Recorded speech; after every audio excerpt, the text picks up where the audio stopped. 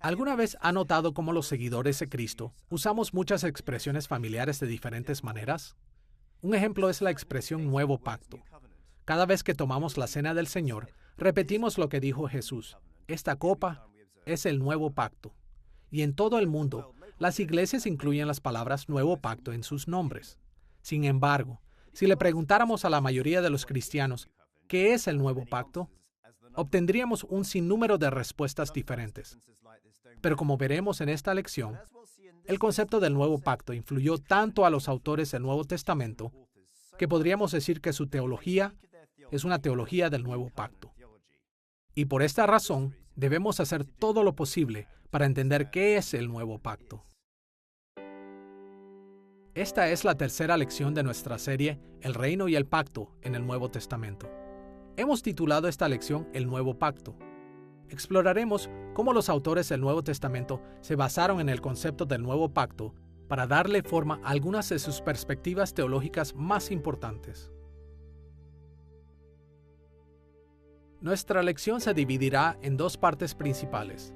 En primer lugar, veremos cómo el Nuevo Pacto caracterizó la administración del reino de Dios. En segundo lugar, exploraremos cómo el Nuevo Pacto reveló ciertas dinámicas de interacción entre Dios y su pueblo. Veamos primero la administración del reino de Dios a través del Nuevo Pacto. El término hebreo que generalmente se traduce como pacto es berit. En la Septuaginta, el Antiguo Testamento en griego, esta palabra hebrea es traducida como diatheke. Diatheke también aparece como pacto en el Nuevo Testamento. Tanto berit y diatheke tienen connotaciones de acuerdo solemne o pacto. En la Biblia podemos observar pactos entre personas, entre reyes y ciudadanos, y entre reyes y otros reyes. Dios pactó con naciones y con pueblos. En esta lección estamos particularmente interesados en los pactos celebrados entre Dios y su pueblo, especialmente su nuevo pacto en Cristo. Es importante saber que uno de los avances más significativos para nuestra comprensión de los pactos de Dios en la Biblia tuvo lugar en la segunda mitad del siglo XX. En esa época, muchos estudiosos empezaron a comparar los pactos bíblicos con un grupo de documentos antiguos del Cercano Oriente, llamados Tratados Imperiales de Vasallaje. Estos documentos eran tratados internacionales entre naciones existentes en la época del Antiguo Testamento. En estos tratados, los emperadores o grandes reyes administraban sus reinos a través de tratados con vasallos o reyes menores que estaban bajo su autoridad. Como veremos, las similitudes entre los pactos bíblicos y estos tratados nos dejan claro que, en las Escrituras, los pactos de Dios eran su principal manera de administrar los asuntos de su reino. En el Antiguo Testamento, especialmente en Génesis, hay dos tipos de tratados. Primero, el que llamamos tratado de igualdad, en el que dos personas de igual autoridad hacen un acuerdo que es beneficioso para ambos. Por ejemplo, Abraham y Abimelech. Segundo, el tratado imperial de vasallaje, como le llamaban en el antiguo Cercano Oriente. Este suele ser entre potencias desiguales, una superior a la otra, a la que probablemente ya ha tomado y conquistado. Al conquistado le gustaría tener una relación con la potencia conquistadora, en la que el emperador reciba los beneficios del rey vasallo. Se requería la lealtad de éste para que continúe su alianza con el emperador. Pero hay un beneficio para el rey vasallo, y consiste en que el emperador lo tenía que salvar ante cualquier ejército conquistador. Así, tenían una relación de protección mutua. A menudo pensamos que los reyes eran tiranos y caciques ricos que oprimían a sus ciudadanos. Pero en realidad, la realeza era diferente en el contexto del antiguo Cercano Oriente de la época de Jesús y desde antes ya estaba basada en el concepto del pacto. Así que tenemos evidencia antigua, de que existían tratados antiguos en los cuales un rey o un emperador hacía un acuerdo con ciertas personas que se convertían básicamente en sus sirvientes o vasallos, y la relación entre ellos era definida por el soberano, el emperador, quien definía los términos que permitían mantener la relación. Les decía algo así: te ofreceré protección, te ofrezco prosperidad, Te ofrezco identidad a cambio de que compartas conmigo una porción de tus cosechas, que me des tu alianza y que no formes alianzas con otros reyes o soberanos. De cierta manera, era una relación de beneficio mutuo. Y si comenzamos a pensar sobre el tema de la realeza y la naturaleza de estos pactos, vemos que varias partes del Antiguo Testamento parecen muy similares con respecto a los elementos de estos tratados entre emperadores y reyes vasallos. Veremos tres formas principales en la administración del reino de Dios. En primer lugar, observaremos el significado de representantes del pacto. En segundo lugar, veremos cómo los pactos de Dios se enfocaron en normas apropiadas para el reino de Dios. Y en tercer lugar, señalaremos cómo Dios administró su reino a través del desarrollo orgánico de las normas de su pacto. Primero, veamos los representantes del pacto de Dios. Como ya hemos señalado, los emperadores de antes administraban sus reinos haciendo tratados con un rey vasallo menor. Estos reyes vasallos representaban a sus naciones y administraban sus reinos en sumisión al emperador. De manera similar, Dios administra su reino haciendo pactos con hombres que Él elige para representar a su pueblo del pacto. Para entender esto, veamos primero cómo escogió Dios a los representantes del pacto en el Antiguo Testamento. Después, veremos el Nuevo Pacto. Comencemos con el Antiguo Testamento. Es fácil darse cuenta de que Dios eligió representantes del pacto en la época del Antiguo Testamento. Génesis capítulos 1 al 3 y Oseas capítulo 6 versículo 7 ambos indican que Dios hizo el primer pacto bíblico con Adán. Génesis capítulo 6 versículo 18 y Génesis capítulo 9 versículos 9 al 17 hacen referencia al pacto de Dios con Noé. Y en Génesis capítulos 15 y 17, Dios hizo un pacto con Abraham. Los capítulos de Éxodo 19 al 24 indican que Dios eligió a Moisés como su representante del pacto. Y finalmente, los pasajes como Salmos 89 y 132 hacen referencia al pacto de Dios con David. Dios lidió con cada uno de estos hombres de diferente manera al hacer sus pactos. Sin embargo, todos ellos estaban representando a otros delante de Dios en los juicios de su corte celestial. Los pactos con Adán y Noé pueden ser llamados pactos universales, porque Adán y Noé fueron representantes de todos los seres humanos como pueblo del pacto de Dios. Los pactos con Abraham, Moisés y David pueden ser descritos como pactos nacionales. En estos pactos, estos hombres representaron a la nación de Israel y a los gentiles adoptados por Israel como pueblo del pacto. Teniendo en mente a los representantes del pacto del Antiguo Testamento, veamos cómo Dios administró el nuevo pacto a través de un representante del pacto. El Nuevo Testamento identifica a Cristo como el representante del nuevo pacto en repetidas ocasiones. Dios interactuó con Cristo de manera especial como representante de su iglesia, o sea, de todos los judíos y gentiles que Dios identifica con Cristo. Como leemos en Hebreos capítulo 9, versículo 15, Cristo es mediador de un nuevo pacto, para que los llamados reciban la promesa de la herencia eterna. Vemos enseñanzas similares en pasajes como Romanos capítulo 8, versículo 34 y Primera de Timoteo capítulo 2, versículos 5 y 6. El hecho de que Cristo es el representante del pacto elegido por Dios para la Iglesia nos ayuda a entender una de las características más importantes de la teología del Nuevo Testamento. Muchos intérpretes han señalado que la teología del Nuevo Testamento es cristocéntrica, es decir, todas las facetas de la teología del Nuevo Testamento están íntimamente ligadas a la persona y obra de Cristo. ¿Cómo es que esto es verdad? ¿Cómo es que el Nuevo Testamento enseña que debemos creer en Jesús para la salvación? ¿Por qué orar y mostrar bondad en nombre de Jesús? ¿Por qué la iglesia se llama el cuerpo de Cristo? La respuesta es clara. Cristo juega el papel central en la teología del Nuevo Testamento porque Dios administra todas las dimensiones de la vida en el Nuevo Pacto a través de Cristo como el representante de la iglesia. Pasar por alto esta característica de la teología del Nuevo Testamento significaría perder una de sus características más importantes. Una vez que hemos visto que Dios administró su reino a través de representantes del pacto, y específicamente a través de Cristo en el nuevo pacto, debemos ver una segunda característica de la administración del reino de Dios: las normas apropiadas que los pactos bíblicos establecieron para los diferentes periodos de la historia bíblica. Todos los tratados entre emperadores y vasallos del antiguo Cercano Oriente tenían elementos en común, pero también eran diferentes en muchos aspectos.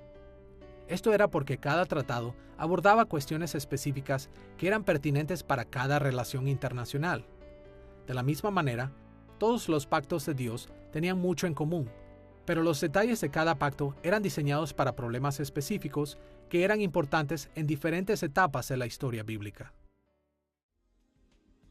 Para ver cómo las normas de los pactos de Dios eran apropiadas para las diferentes etapas históricas, veamos otra vez los pactos del Antiguo Testamento y luego las normas del Nuevo Pacto. Consideremos primero las normas de los pactos del Antiguo Testamento. Una lectura rápida de los términos de los pactos del Antiguo Testamento revela un enfoque en aquellas normas que eran relevantes para ciertas etapas del reino de Dios. El pacto de Dios con Adán puede llamarse el pacto de fundamentos. En este, se enfatizó los objetivos del reino de Dios y el papel de los seres humanos en su reino antes y después de que el pecado entrara al mundo. Después del diluvio, Dios hizo un pacto con Noé, al que podríamos llamarle pacto de estabilidad. Este pacto se centró tanto en la estabilidad de la naturaleza como en el entorno seguro dentro del cual la humanidad pecadora podría servir para los propósitos del reino de Dios.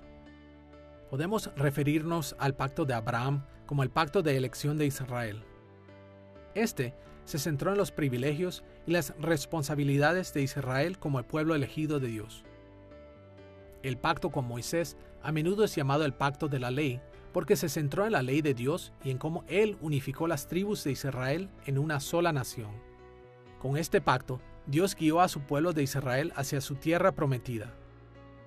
Y por último, podemos considerar el pacto de David como el pacto del reinado. Este pacto estableció a Israel como un auténtico reino e hizo énfasis en cómo la dinastía real de David debía liderar a Israel en servicio del reino. Cuando consideramos las normas apropiadas establecidas por los pactos en el Antiguo Testamento, no debería sorprendernos que el Nuevo Pacto también estableció normas del reino que fueron apropiadas para la época del Nuevo Pacto. El Nuevo Pacto viene en el último periodo de la historia bíblica, después de los pactos de Dios con Adán, Noé, Abraham, Moisés y David. Y por esa razón, el Nuevo Pacto puede ser descrito como el pacto del cumplimiento. Como tal, este estableció las normas destinadas a revertir los fracasos del pasado y a terminar o cumplir los propósitos del reino de Dios en Cristo. El Nuevo Pacto se menciona en las Escrituras por primera vez en Jeremías capítulo 31, versículo 31, en donde leemos las siguientes palabras: He aquí que vienen días, dice Jehová, en los cuales haré nuevo pacto con la casa de Israel y con la casa de Judá. En el contexto más amplio de este versículo, la frase vienen días se refiere al tiempo después del final del exilio de Israel. Como vimos en una de las lecciones anteriores, el mensaje de las buenas nuevas cristianas, o evangelio, fue que el reino de Dios alcanzaría su victoria final en todo el mundo después de que el exilio de Israel terminara. Así que, desde que se menciona por primera vez el nuevo pacto, vemos su asociación con el victorioso cumplimiento del reino de Dios. Por esta razón, en Jeremías capítulo 31, versículos 33 y 34, Dios reveló las normas del nuevo pacto. Normas que fueron apropiadas para esta última etapa del reino en Cristo. Escuchemos lo que dijo Dios. Pero este es el pacto que haré con la casa de Israel después de aquellos días.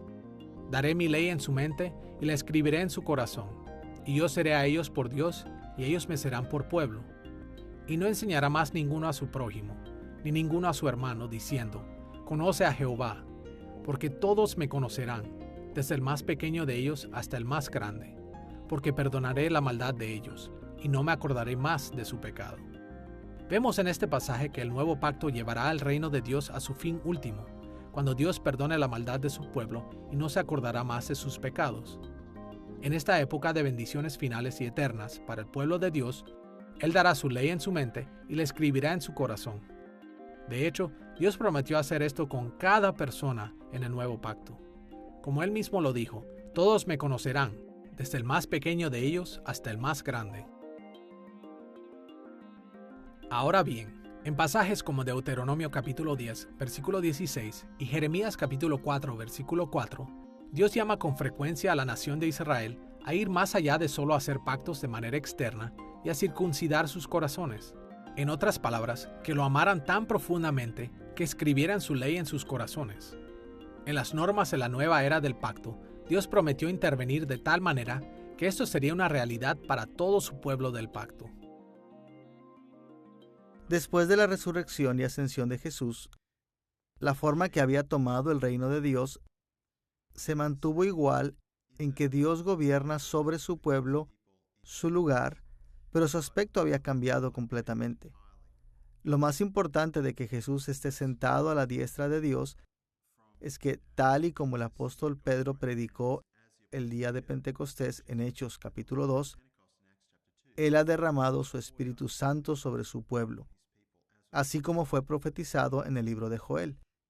Y el hecho de que el Espíritu mora en los judíos, y para sorpresa y asombro de ellos, también en los gentiles, es indicación de que el reino de Dios ya no va a estar conformado solo por el pueblo de Israel, los descendientes de Abraham, sino por aquellos que son descendientes de Abraham por la fe, como afirma el apóstol Pablo en Romanos 4.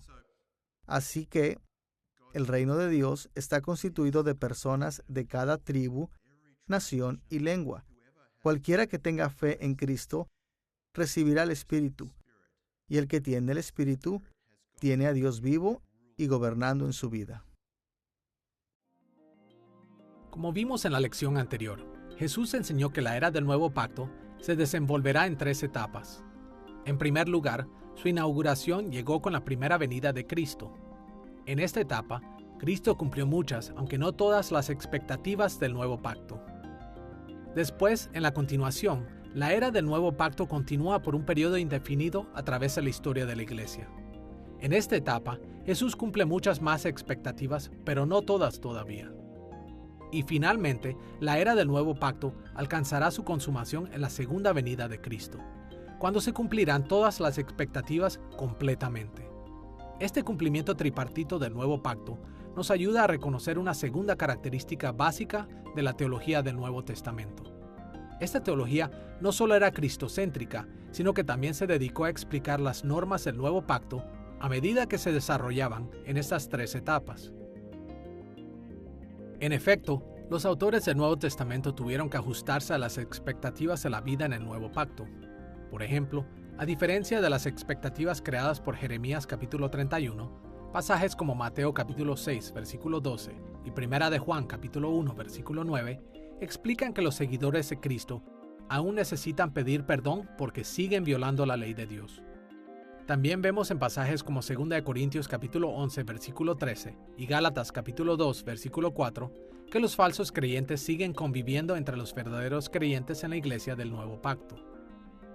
¿Cómo fueron afectados estos y otros factores por el desenvolvimiento de las normas del nuevo pacto? De una manera u otra, cada dimensión de la teología del Nuevo Testamento se dedicó a responder a esta pregunta. Ahora que hemos visto cómo Dios administró su reino a través de representantes del pacto y de normas apropiadas históricamente, debemos explorar el desarrollo orgánico de las normas de los pactos bíblicos. Cuando decimos que las normas del pacto se desarrollan orgánicamente, estamos hablando de algo similar al crecimiento de un árbol. Un árbol cambia a medida que crece de una semilla a su madurez total, pero sigue siendo el mismo organismo. Podríamos ver a los pactos del Antiguo Testamento de la misma manera. Cada pacto del Antiguo Testamento tuvo diferentes representantes del pacto y se centró en normas apropiadas para un determinado momento en la historia. Sin embargo, al igual que un árbol, a pesar de sus cambios, los pactos seguían teniendo una unidad orgánica. Analizaremos el desarrollo orgánico de los pactos de Dios, comenzando con el Antiguo Testamento. Y después veremos el desarrollo orgánico que ocurrió desde el Antiguo Testamento hasta el Nuevo Pacto. Comencemos con los pactos del Antiguo Testamento. Podemos ver el desarrollo orgánico de los pactos del Antiguo Testamento al tener en cuenta cómo las normas de los pactos continuaron vigentes a lo largo de la historia del Antiguo Testamento. Por ejemplo, desde la época de Adán, Dios estableció que la raza humana, hecha a su imagen, extendería su reino por toda la tierra. Esta norma se desarrolló con el tiempo, pero nunca fue totalmente descartada. Con Noé, Dios estableció la estabilidad en la naturaleza como un lugar seguro para que los seres hechos a imagen de Dios, pero aún caídos, pudieran seguir sirviendo los propósitos de su reino. Esta norma administrativa cambió con pactos posteriores, pero Dios nunca la descartó por completo. Con Abraham, Israel recibió privilegios y responsabilidades como el pueblo escogido de Dios. Su rol especial en la historia cambió cuando se agregaron más pactos, pero nunca desapareció de la administración del reino de Dios. Desde la época de Moisés, la ley le sirvió a Israel como una guía. Esta ley debía aplicarse de diferentes maneras al ser añadidos nuevos pactos, pero nunca fue anulada. Y desde la época de David, la dinastía real de David ha guiado al pueblo de Dios al servicio de su reino. Aunque este liderazgo cambió con el nuevo pacto y la realeza de Jesús, nunca fue anulado. El patrón de desarrollo orgánico que vemos en el Antiguo Testamento continuó con el nuevo pacto en Cristo. Este también se desarrolló orgánicamente de pactos anteriores. Veamos nuevamente a Jeremías capítulo 31, versículo 31, en donde Dios le dijo: «He aquí que vienen días, en los cuales haré nuevo pacto con la casa de Israel y con la casa de Judá». Muy frecuentemente, los cristianos hemos pensado que la expresión nuevo pacto significa que el nuevo pacto es completamente nuevo, desconectado de los pactos anteriores en la Biblia. Sin embargo, es importante saber que la palabra nuevo es la traducción del término hebreo kadash.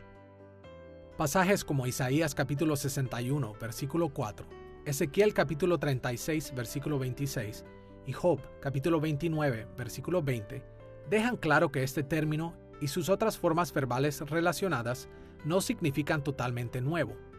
Al contrario, esta familia de términos significa renovado, reconstruido o actualizado. Este punto de vista está sustentado por el hecho de que Dios dijo que el nuevo pacto se realizará con el pueblo de Israel y con el pueblo de Judá. En otras palabras, el nuevo pacto es un pacto nacional renovado con los descendientes de Abraham y los gentiles que fueron adoptados en su familia una vez que terminó el exilio de Israel. Y al igual que los pactos del Antiguo Testamento, el nuevo pacto estableció normas que fueron apropiadas para su determinado lugar en la historia. Estas nuevas normas fueron reveladas a través de Cristo y sus apóstoles y profetas. Pero como cada uno de los pactos del Antiguo Testamento, el nuevo pacto renovó, reconstruyó o actualizó las normas que Dios había establecido en anteriores administraciones del pacto. Cuando vemos el reino de Dios a lo largo del canon de las Escrituras y a través de la historia de la redención, vemos cambios en la administración de este reino si observamos los pactos bíblicos hasta llegar a su culminación en Cristo.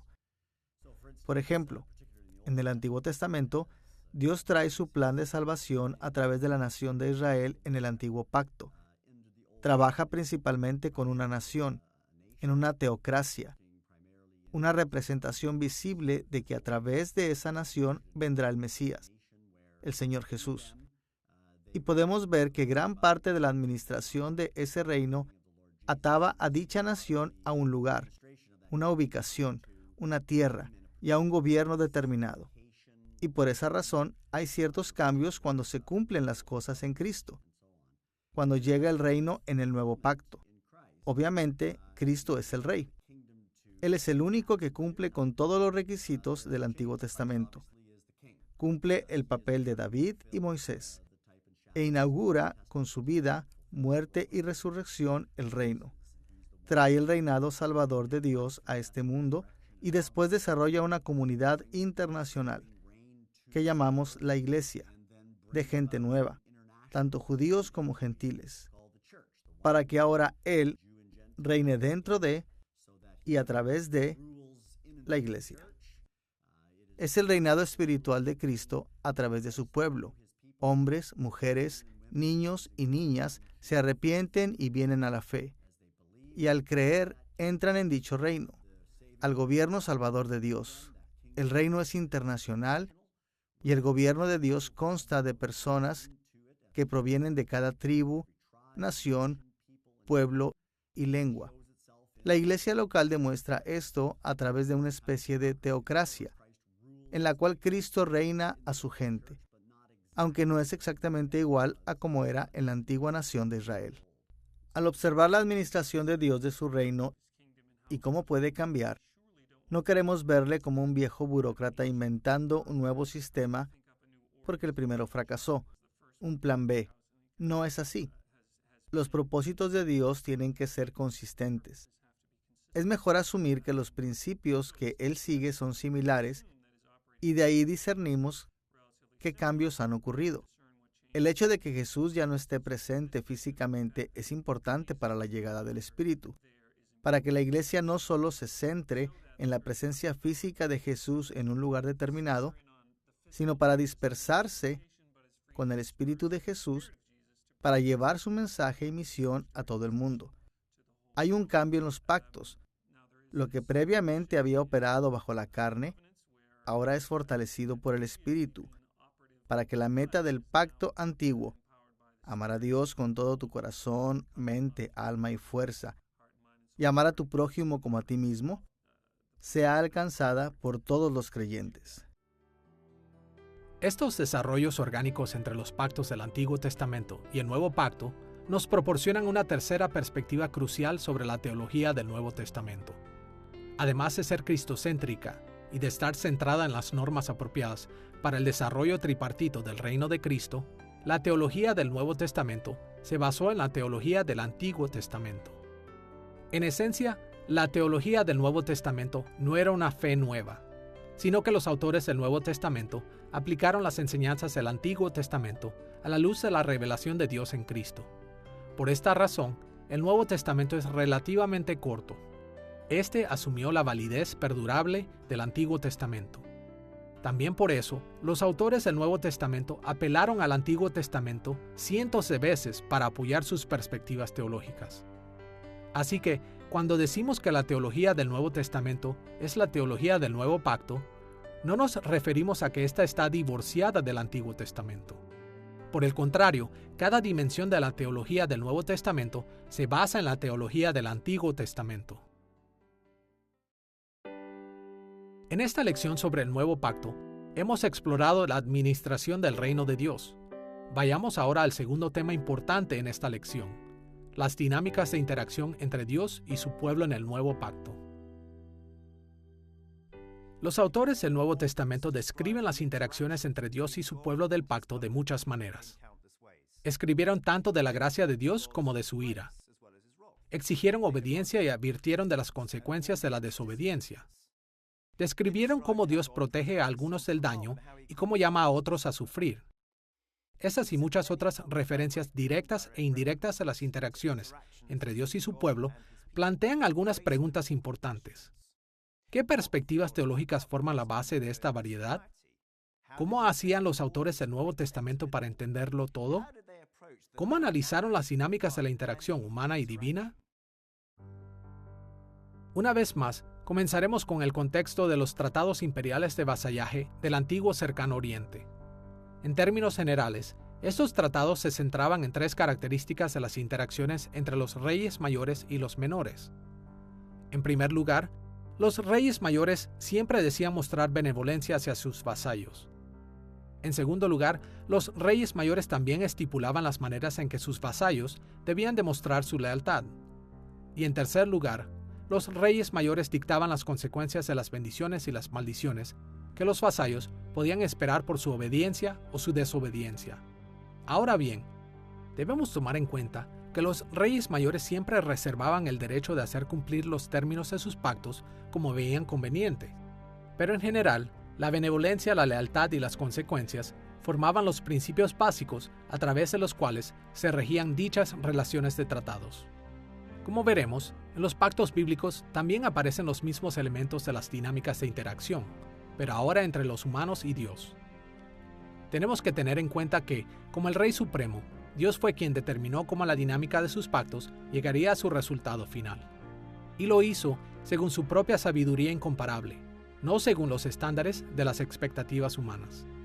Por esta razón, las Escrituras explican que las interacciones entre Dios y su pueblo están a menudo más allá de la comprensión humana.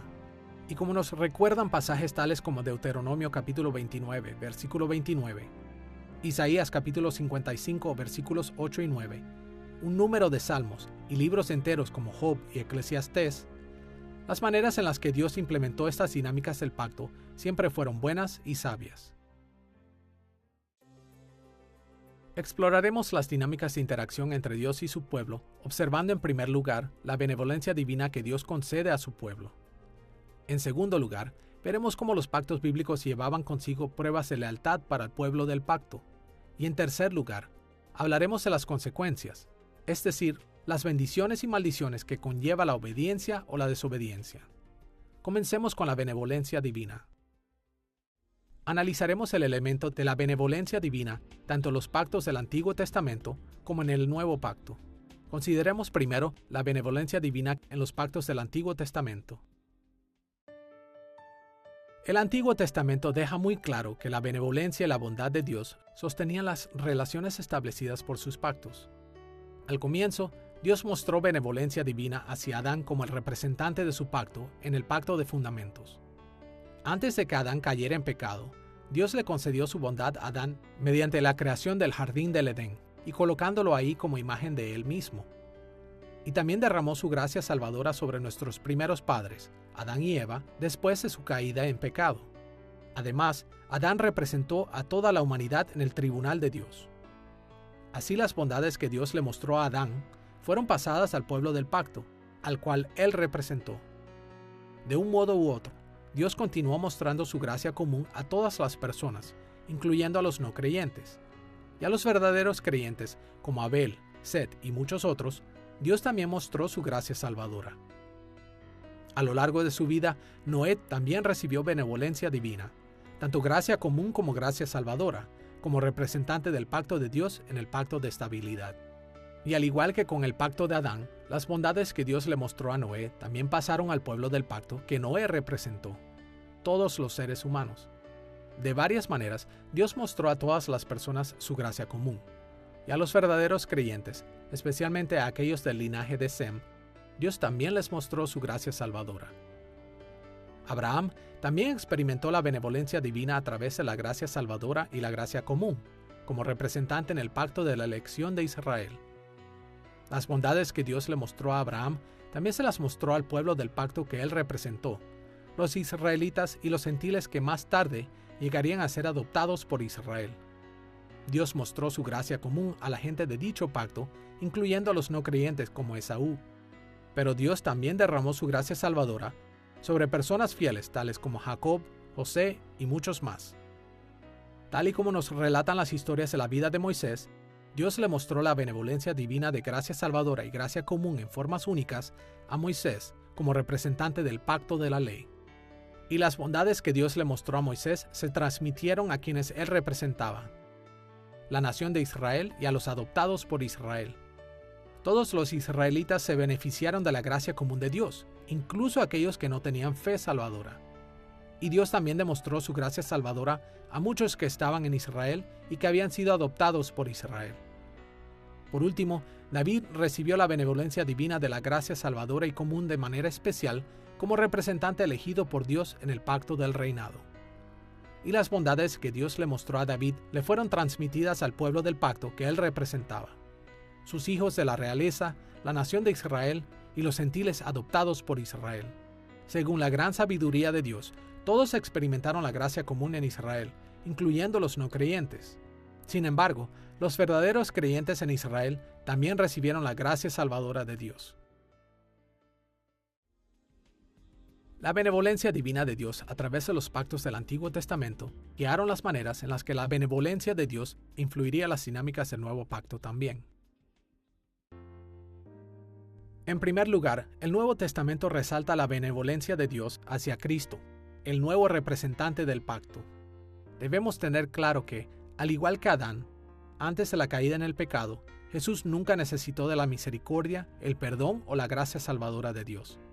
Aún así, pasajes tales como Mateo capítulo 3, versículos 16 y 17, Mateo capítulo 12, versículo 18 y Lucas capítulo 3, versículo 22, indican que durante la inauguración de su reino, el Padre ungió a Jesús con su Espíritu para darle poder en su servicio. De hecho, de acuerdo a Romanos capítulo 8, versículo 11, fue gracias al poder del Espíritu Santo que el Padre resucitó a Jesús de entre los muertos. Por otra parte, según Salmos 2, versículos 4 al 6, Mateo capítulo 28, versículo 18 y Hechos capítulo 2, versículos 31 al 33, la benevolencia del Padre hacia Jesús lo elevó hasta su actual posición de autoridad y poder durante la continuación de su reino.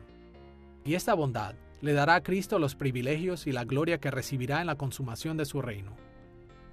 En segundo lugar, el Nuevo Testamento también se centra en lo que los teólogos cristianos a menudo llaman unión con Cristo. Esta enseñanza aclara que la benevolencia de Dios hacia Cristo también tiene un efecto sobre la Iglesia, el pueblo del pacto que Él representa. La unión de los creyentes con Cristo es bipartita. Por un lado, estamos en Cristo. Esto quiere decir que como Cristo es nuestro representante del pacto, el pueblo del nuevo pacto es identificado con Cristo en la corte celestial de Dios. Así que, en muchos sentidos, lo que es verdad de Cristo cuenta como verdadero para todos aquellos a quienes Él representa en la corte de Dios. Esto es lo que Pablo tenía en mente en Efesios capítulo 1, versículo 13, cuando dijo: En Él también vosotros, habiendo oído la palabra de verdad, el evangelio de vuestra salvación. Pero por otro lado, el Nuevo Testamento no habla solamente de los creyentes en Cristo, también habla de Cristo en nosotros. Es decir, Cristo está presente y trabajando en la vida de los creyentes a través del Espíritu Santo, en nuestras experiencias en el mundo día a día. Escuchemos Romanos capítulo 8 versículos 10 y 11. Pero si Cristo está en vosotros, el cuerpo en verdad está muerto a causa del pecado, mas el Espíritu vive a causa de la justicia. Y si el Espíritu de aquel que levantó de los muertos a Jesús mora en vosotros, Él vivificará también vuestros cuerpos mortales por su Espíritu que mora en vosotros. Como le indica este pasaje, aunque los autores del Nuevo Testamento reconocían que la iglesia es identificada con Cristo en el cielo, ellos sabían también que la era del nuevo pacto aún no había alcanzado su consumación. Por esta razón, la vida presente en el nuevo pacto es diferente de lo que será cuando Cristo regrese. Por ejemplo, el pueblo del nuevo pacto de Dios continúa pecando. Por otra parte, los creyentes falsos, aquellos sin fe salvadora, permanecen en la iglesia visible junto a los verdaderos creyentes. Solamente en la consumación se completará la obra de Cristo en nosotros. Por esta razón, el Nuevo Testamento enseña que antes del regreso de Cristo, Dios muestra gracia común a todas las personas en la iglesia visible, incluyendo a los creyentes falsos. De hecho, pasajes como Juan capítulo 15 versículos 1 al 6 y Hebreos capítulo 6 versículos 4 al 6 muestran que aunque los no creyentes a menudo experimentan gran misericordia de Dios temporalmente, no reciben la gracia salvadora. Pero al mismo tiempo, Dios ha mostrado la gracia salvadora, incluso ahora, a los verdaderos creyentes. No es de extrañar entonces que cada faceta de la teología del Nuevo Testamento es plasmada en términos de benevolencia divina. En las Escrituras, en el Antiguo y el Nuevo Testamento, encontramos que el Señor promete que Él es bondadoso para toda la humanidad, buenos y malos, justos e injustos, aquellos que son hijos e hijas de Dios y aquellos que no lo son. De la siguiente manera: primeramente, que no los destruyes a todos de inmediato, pues todos somos pecadores, pero por su gracia nos permite vivir. Segundo, también que Él dice que Él bendice con la lluvia venidera, la lluvia que hace que la tierra pueda producir buenas comida para nosotros, que las fincas de los malos reciben la misma lluvia que la lluvia para los justos. Él nos menciona que el mismo sol hace crecer las plantas y da vida a los justos y a los injustos. O sea que Dios es benevolente para todas las criaturas, buenos y malos. y sobre todo que a ambos le da la oportunidad de reconocer quién Él es. Nos dice que por su misericordia el Señor le da la oportunidad a aquellos o aquellas que ahora mismo están desviados del camino de Dios, que niegan su existencia aún. A ellos mismos el Señor es tan bueno y bondadoso que les permite oportunidades tras oportunidades para que oigan el mensaje, para que puedan escuchar el mensaje, para que puedan estudiar la palabra de Dios y así poder tener salvación. Él es bondadoso aún a aquellos que niegan su existencia. Y claro, para los suyos le hace la promesa que siempre estará con ellos y los bendecirá una vez por siempre. Como lo expresó Pablo en Efesios capítulo 2, versículo 8, porque por gracia sois salvos, por medio de la fe, y esto no de vosotros, pues es don de Dios. Ahora que ya hemos visto cómo las dinámicas de interacción entre Dios y la gente consiste en la expresión de su benevolencia divina, veamos cómo vivir la vida en pacto con Dios también implica pruebas de lealtad. Estos requisitos de obediencia revelan la condición de los corazones de quienes están en pacto con Dios. Cabe mencionar que en el siglo XX, muchos estudiosos empezaron a comparar los pactos bíblicos con otro grupo de textos del antiguo Cercano Oriente, a menudo llamados las concesiones reales. En estas concesiones, un emperador otorga beneficios a un rey vasallo o a un sujeto. Las primeras investigaciones llevaron a muchos a concluir que no había obligaciones o requisitos, o pruebas de lealtad para quienes recibían la donación. Y como resultado, varios intérpretes de la Biblia sugieren que algunos pactos bíblicos no requerían la lealtad del pueblo de Dios. Sin embargo, la investigación más reciente ha encontrado lo contrario. Ahora sabemos que incluso las concesiones reales requerían del servicio leal de los destinatarios. Por lo tanto, no es una gran sorpresa que las Escrituras digan que Dios puso a prueba la lealtad de su pueblo en cada pacto bíblico, incluyendo el nuevo pacto. Cuando decimos que Dios pone a prueba nuestra fidelidad como parte de la vida en el nuevo pacto, debemos evitar malentendidos graves. En primer lugar, en la Biblia, ningún pecador ha alcanzado la salvación por sus buenas obras. Nunca se llega a la perfección necesaria para recibir la bendición eterna de Dios a través de nuestros propios esfuerzos. En segundo lugar, toda buena obra que realizamos es hecha posible por la gracia de Dios que obra en nosotros. No podemos lograr ninguna buena obra sin la misericordia de Dios y el poder de su Espíritu. Y en tercer lugar, tenemos que darnos cuenta de que Dios siempre ha llamado a su pueblo del pacto a la obediencia. Tanto en el Antiguo Testamento como en el Nuevo Testamento, Dios probó si los corazones de su pueblo eran verdaderos, observando cómo respondían a sus mandatos. Me gustaría que todos los creyentes en Cristo supiéramos que la relación personal con Dios no comenzó en el Nuevo Testamento. Fue un cumplimiento de largo plazo. Yo seré su Dios y ellos serán mi pueblo. Es una fórmula establecida desde el principio, es decir, desde el jardín del Edén, en Génesis 12, desde que fue creado el pueblo del pacto. Y por eso, la devoción interna es el principio de la obediencia. No es el resultado de la obediencia. No es aparte de la obediencia. Obedecemos a Dios porque Él nos ha amado, porque se ha dedicado a nosotros, porque nos ha formado, porque ha estado con nosotros en medio de cada valle, a través de cada desierto, en medio de cada victoria, y por eso la obediencia proviene de una relación y no de una regulación. Para comprender lo que queremos decir, resumiremos cómo aparecen las pruebas de lealtad en los pactos del Antiguo Testamento. Luego, analizaremos las pruebas de lealtad en el Nuevo Pacto. Comencemos con el Antiguo Testamento. Todos aquellos que conocemos la Biblia, sabemos que Dios puso a prueba a Adán como representante del pacto de Dios con sus mandatos en el jardín del Edén. Y también sabemos que Dios le pidió a su pueblo del pacto, la raza humana, lealtad a través de Adán. Noé también fue probado por los mandatos de Dios como representante del pacto, tanto antes como después del diluvio. Y las Escrituras indican que Dios continuó poniendo a prueba los corazones de su pueblo del pacto con Noé, toda la raza humana. La historia de la vida de Abraham ilustra cómo Dios puso a prueba la lealtad del patriarca de varias maneras como su representante del pacto. Por ejemplo, Génesis capítulo 22, versículos 1 al 19, nos dice de manera explícita que Dios probó a Abraham cuando mandó a sacrificar a su hijo Isaac. En Génesis capítulo 22, versículo 12, el ángel del Señor le dijo a Abraham: «Porque ya conozco que temes a Dios, por cuanto no me rehusaste tu hijo, tu único». Podemos ver en este pasaje el por qué Dios le mandó eso a Abraham. Lo probó para demostrar la verdadera condición de su corazón.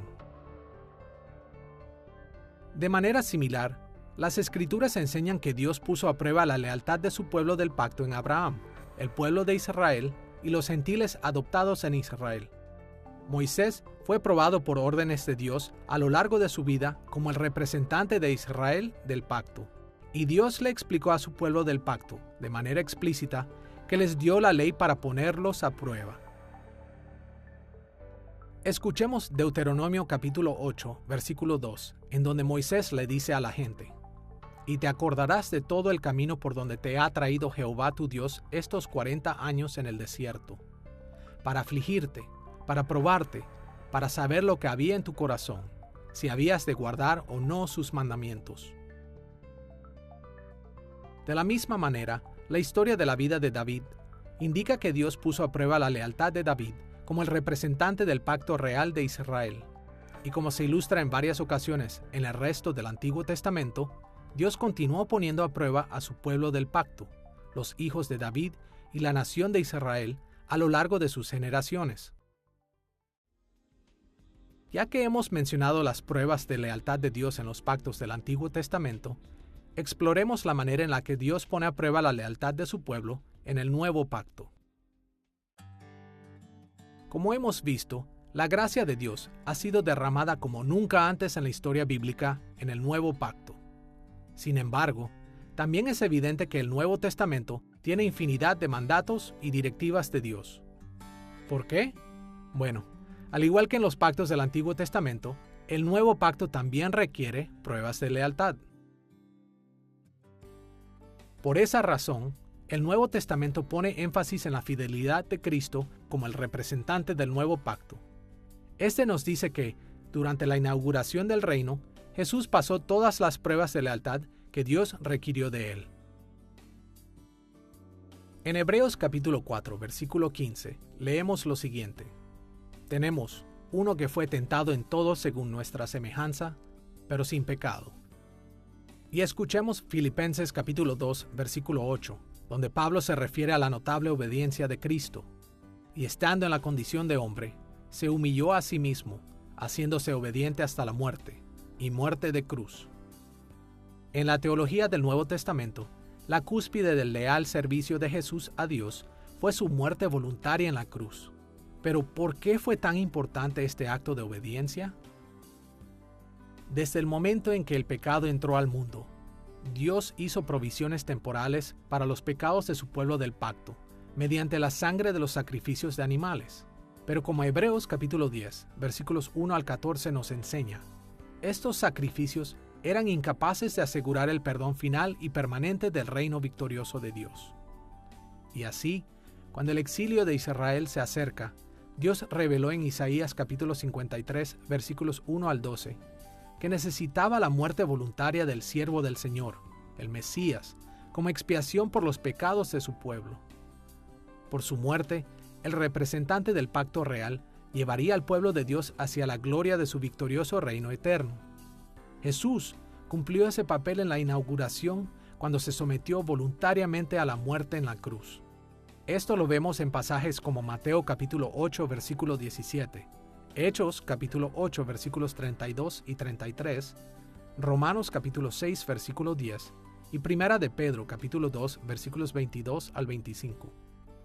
Al aprobar este examen de lealtad como el nuevo representante del pacto, Jesús proporciona la expiación permanente y el eterno perdón a todos aquellos que creen en Él. Además de la muerte de Jesús en la cruz, pasajes como Hebreos capítulo 8, versículos 1 y 2, también señalan que Cristo, el Hijo de David, sirve obedientemente en el cielo a lo largo de la continuación de su reino. Y en 1 Corintios capítulo 15, versículo 24, enseña que cuando Cristo regrese en gloria a la consumación, le entregará el reino a Dios Padre como un acto de humilde servicio. Ahora bien, aunque la teología del Nuevo Testamento enfatiza la fidelidad perfecta de Cristo como el nuevo representante del pacto, también señala que las pruebas de lealtad están todavía vigentes y funcionando para la Iglesia, el pueblo del nuevo pacto. De nuevo, el entender las pruebas de lealtad de la Iglesia en términos de la unión de la Iglesia con Cristo es de mucha ayuda. Por un lado, la Iglesia está en Cristo, en el sentido de que somos identificados con Él delante de Dios en su corte celestial. Y según 1 de Timoteo capítulo 3, versículo 16, Cristo fue quien pasó la prueba de lealtad perfectamente y fue reivindicado cuando el Espíritu Santo lo levantó de entre los muertos. Por esa razón, esa reivindicación legal de Cristo en el tribunal del cielo es imputada a todos los que tienen fe salvadora en Él. Como le enseña Romanos capítulo 4, versículos 23 al 25.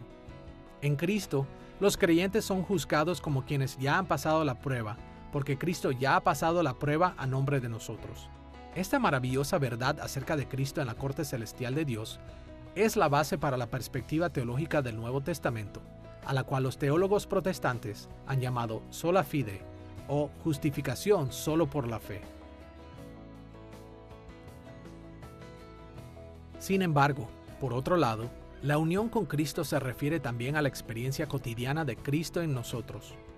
En cuanto la Iglesia siga estando en la tierra antes de que Cristo regrese en gloria, las personas dentro de la Iglesia seguiremos experimentando pruebas de lealtad que acrediten la condición de nuestros corazones. Y el Espíritu de Cristo trabaja dentro de los verdaderos creyentes para hacernos santos. Esta parte de nuestra unión con Cristo corresponde a la doctrina tradicional protestante de la santificación, o la búsqueda progresiva de la santidad. Y las Escrituras enseñan que las pruebas son la manera en la que Dios nos lleva hacia la santificación. Como lo expresa Santiago capítulo 1, versículos 2 y 3. Tened por sumo gozo cuando os halléis en diversas pruebas, sabiendo que la prueba de vuestra fe produce paciencia. De nuevo debemos recordar que, durante la inauguración y la continuación del reino de Cristo, la iglesia visible consiste en los creyentes falsos y los verdaderos creyentes. Y es a través de la prueba de lealtad que ambos grupos revelan si tienen o no fe salvadora. Los falsos creyentes no pasan la prueba de lealtad y dejan de servir a Cristo. Por el contrario, los verdaderos creyentes, aunque no son perfectos en esta vida, perseverarán en su lealtad hacia Cristo a través del poder del Espíritu. Como leemos acerca de los creyentes falsos en 1 de Juan capítulo 2, versículo 19. Salieron de nosotros, pero no eran de nosotros, porque si hubiesen sido de nosotros, habrían permanecido con nosotros, pero salieron para que se manifestase que no todos son de nosotros. Como le indica este pasaje, la teología del Nuevo Testamento contiene muchos mandatos de Dios como pruebas de lealtad para demostrar quiénes realmente pertenecen al cuerpo de creyentes. En la noche que fue traicionado, Jesucristo puso en marcha un nuevo pacto, y como todos los pactos, este involucra el intercambio de compromisos y obligaciones recíprocas. Y uno de nuestros principales compromisos en este maravilloso pacto es un compromiso con el señorío de Jesucristo, a la obediencia de su voluntad y sus caminos, a entregar nuestras espadas a su verdadero señorío y vivir de manera auténtica, tanto en la disposición de nuestros corazones como en la voluntad de seguir lo que Dios quiere para el mundo. Pero algo que es necesario añadir es que el cumplimiento de nuestras obligaciones del pacto en el presente es un cumplimiento que vivimos en el poder y la presencia del Espíritu Santo. Y el Espíritu Santo altera la disposición de esa obediencia y la actualiza muy por encima del simple deber para convertirse, en palabras de las Escrituras, en un pacto de gozo recíproco. Aquel que nos mira se deleita en nosotros y nosotros en él.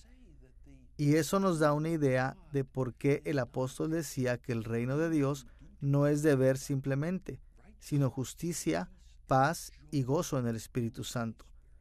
Algunos de los más grandes santos nos han dicho que esta obligación que existe para ser fieles y leales a nuestro Señor es una que cumplimos no a regañadientes, sino con entusiasmo y con todo nuestro corazón, pues Él nos ha hecho suyos, y encontramos a Él y a sus caminos encantadores. Ahora que hemos visto las dinámicas de interacción del nuevo pacto en relación con la benevolencia divina de Dios y sus pruebas de lealtad, debemos reflexionar acerca de un tercer elemento. Examinemos las consecuencias de las bendiciones y maldiciones por obediencia y desobediencia. Analizaremos las consecuencias de la obediencia y desobediencia del pacto con Dios de la misma manera que en nuestras discusiones anteriores. Examinaremos brevemente los pactos del Antiguo Testamento y luego veremos el Nuevo Pacto. Veamos primero las consecuencias de las bendiciones y maldiciones en los pactos del Antiguo Testamento.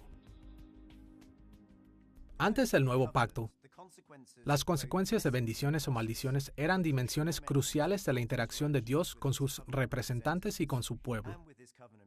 Dios a menudo implementaba los términos de sus convenios en formas que iban más allá del entendimiento humano. Dios en las Escrituras a menudo aceleraba, aumentaba, disminuía, retrasaba e incluso cancelaba las bendiciones y las maldiciones de sus pactos, a veces de maneras que iban más allá de la comprensión humana, pero siempre lo hizo conforme a su perfecta sabiduría y bondad. En el pacto de los fundamentos, Dios maldijo a Adán, su representante del pacto, con sufrimiento y muerte en respuesta a su desobediencia. Pero también vemos las bendiciones que Dios ofrece a Adán. En Génesis capítulo 3, versículo 15, Dios prometió la victoria de la humanidad sobre la simiente de la serpiente. Y tanto la maldición de la muerte como la esperanza de la victoria fueron transmitidas al pueblo del pacto que Adán representaba, la raza humana como Dios lo había establecido.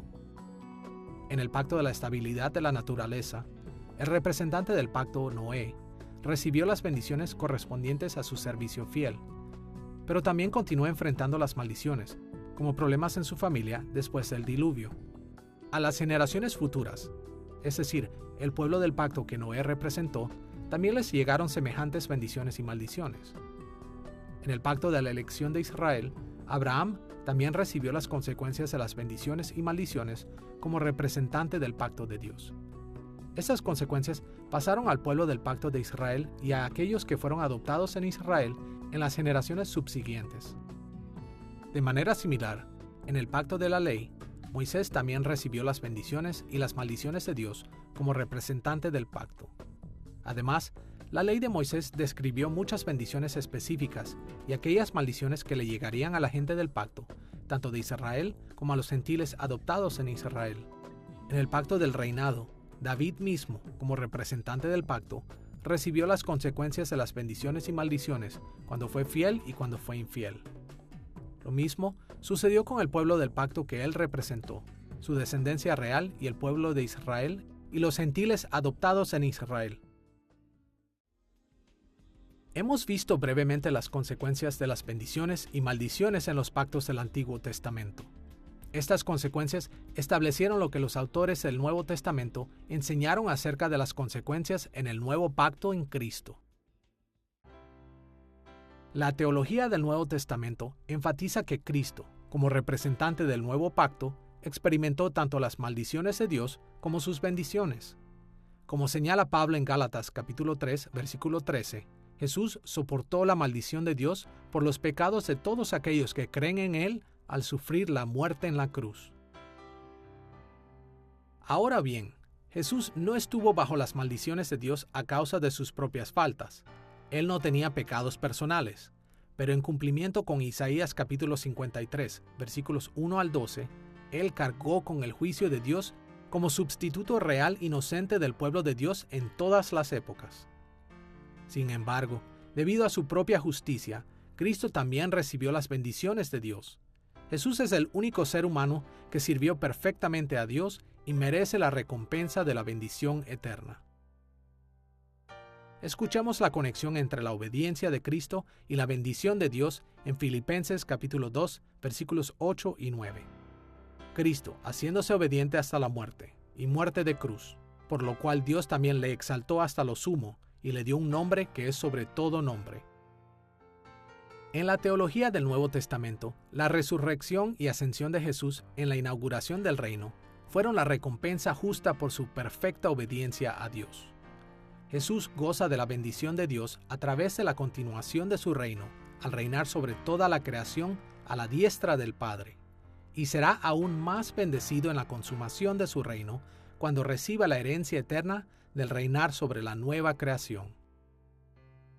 Ahora bien, aunque la teología del Nuevo Testamento elogia a Jesús por obtener la bendición de reinar sobre toda la creación, sabemos que las consecuencias del nuevo pacto también influyen a la Iglesia, el pueblo del nuevo pacto.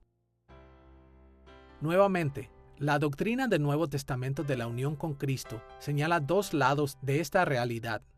Por un lado, como estamos en Cristo, toda bendición eterna de Dios ya ha sido asignada a los verdaderos creyentes.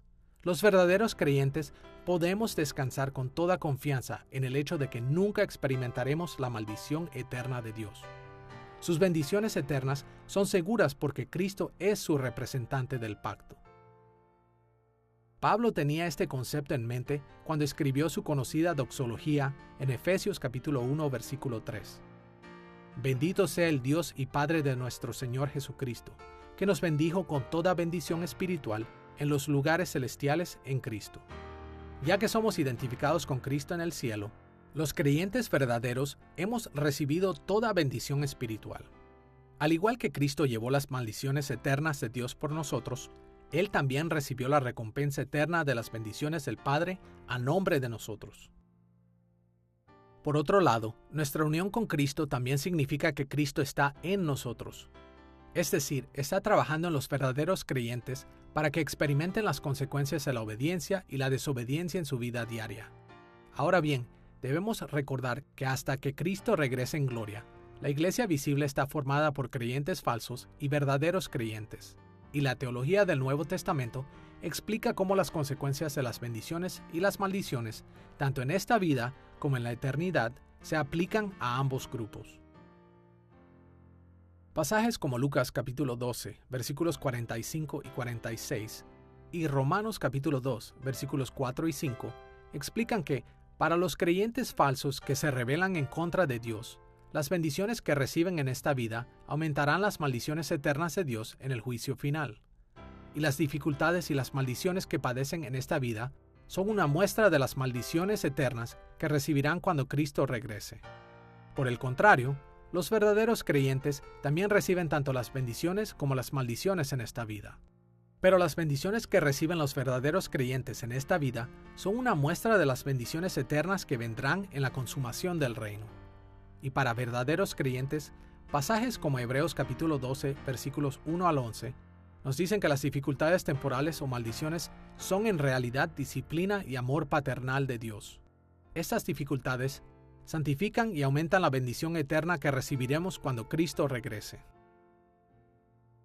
Como leemos en Apocalipsis capítulo 21, versículos 6 al 8, Dios dice: Al que tuviere sed, yo le daré gratuitamente de la fuente del agua de la vida. El que venciere heredará todas las cosas, y yo seré su Dios, y él será mi hijo. Pero los cobardes e incrédulos, los abominables y homicidas, los fornicarios y hechiceros, los idólatras y todos los mentirosos tendrán su parte en el lago que arde con fuego y azufre. Ese día, los falsos creyentes dentro de la iglesia del nuevo pacto serán condenados al juicio eterno. Pero los verdaderos creyentes recibirán su herencia eterna en la nueva creación gloriosa. Si quisiéramos ver las bendiciones que el pueblo de Dios recibirá después del juicio final, debemos leer Apocalipsis 21 y 22 y esa impresionante imagen de la nueva creación del mundo. Me encanta esta descripción de la nueva creación, porque no es solo una reinterpretación de Génesis o un retorno al jardín, es una mejora al jardín, es dinámico. Es mejor que el Edén. En este, Adán y Eva tenían la responsabilidad de gobernar bajo la autoridad de Dios, cuidar el jardín y administrar la tierra. En la nueva creación también lo haremos, y será una bendición, pero no pecaremos. Adán y Eva tenían el potencial de pecar. En la nueva creación, el pueblo de Dios nunca caerá. Jesús no estaba físicamente en el Edén, pero Él estará en la nueva creación. La bendición que heredamos como pueblo de Dios del nuevo pacto es una nueva creación que será mejor que cualquier cosa que el mundo haya conocido. En esta lección del nuevo pacto en Cristo, hemos considerado la administración del reino de Dios y visto cómo Dios administró su reino a través de sus representantes del pacto y cómo estableció normas apropiadas mientras sus pactos se desarrollaban orgánicamente. También hemos explorado cómo las dinámicas de interacción entre Dios y su pueblo del pacto implican su benevolencia divina, sus pruebas de lealtad y las consecuencias por la obediencia y la desobediencia. Al buscar comprender más plenamente el Nuevo Testamento, debemos tener en mente que el nuevo pacto en Cristo no fue solo una pequeña parte de la teología del Nuevo Testamento. Como el último de los pactos de Dios con su pueblo, el nuevo pacto influenció profundamente todo lo que escribieron los autores del Nuevo Testamento. Dios hizo un pacto solemne con su pueblo en Cristo a través del nuevo pacto. Y mientras más sepamos acerca de este nuevo pacto, mejor podremos ver las características más importantes de la teología del Nuevo Testamento.